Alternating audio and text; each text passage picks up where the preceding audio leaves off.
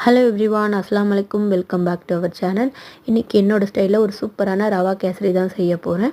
அதுக்கு ஒரு கப்பில் ரவை எடுத்திருக்கேன். அதே கப்பில் 1.5 கப் சுகரும் 4 கப் தண்ணியும் எடுத்திருக்கேன். அப்புறம் நட்ஸு, கீ, அதுக்கப்புறமா கொஞ்சமாக கலர் பவுடர், அதுக்கப்புறமா 2 ஏலக்காய். ஃபஸ்ட்டு 4 கப் தண்ணி நம்ம எடுத்து தனியாக பாயில் பண்ணிக்கலாம். நெக்ஸ்ட்டு ஒரு கடாய் வச்சுட்டு அது நல்லா காஞ்சதுக்கப்புறமா தேவையான அளவு கொஞ்சம் நெய் ஆட் பண்ணிவிட்டு அதில் உங்களுக்கு என்னென்ன நட்ஸு தேவையோ அதெல்லாம் ஆட் பண்ணி நல்லா கோல்டன் ப்ரௌன் வந்ததுக்கப்புறமா அதை தனியாக செப்ரேட்டாக எடுத்து வச்சுக்கலாம். பிகினர்ஸ் கூட ஈஸியான மெத்தடில் செய்யலாம்.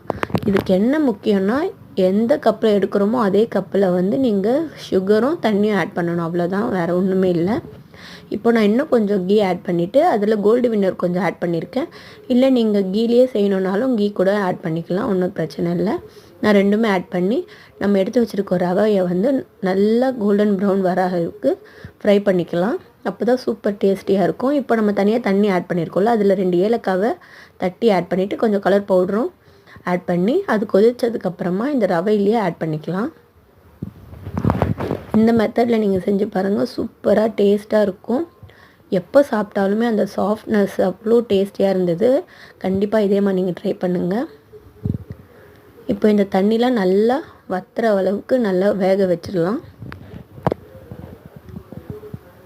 பாருங்கள், சூப்பராக வெந்துருச்சு. இப்போ நம்ம இதில் 1.5 கப் நான் சுகர் எடுத்திருக்கேன்.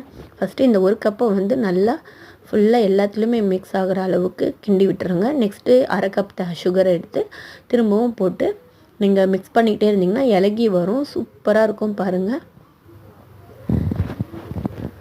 அவ்வளோதான். இப்போ லைட்டாக இதில் பிஞ்சுக்கும் கம்மியான சால்ட் ஆட் பண்ணிக்கோங்க. அப்போ தான் அந்த சுகர் எடுத்து கொடுக்கும். அவ்வளோ சூப்பராக இருந்துச்சு. இதிலே நாங்கள் மேலே இன்னும் கொஞ்சம் கீ ஆட் பண்ணிக்கோங்க. கீ ஆட் பண்ணி நல்லா மிக்ஸ் பண்ணிக்கோங்க.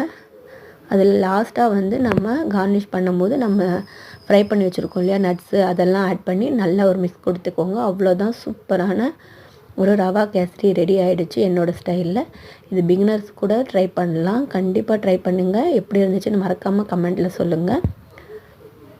வேறு என்ன ரெசிபி செய்யலாம் அப்படின்னு சொல்லிவிட்டு நீங்கள் மறக்காமல் அதையும் கமெண்ட்டில் சொல்லுங்கள். தேங்க்யூ ஃபார் வாட்சிங். பாய்.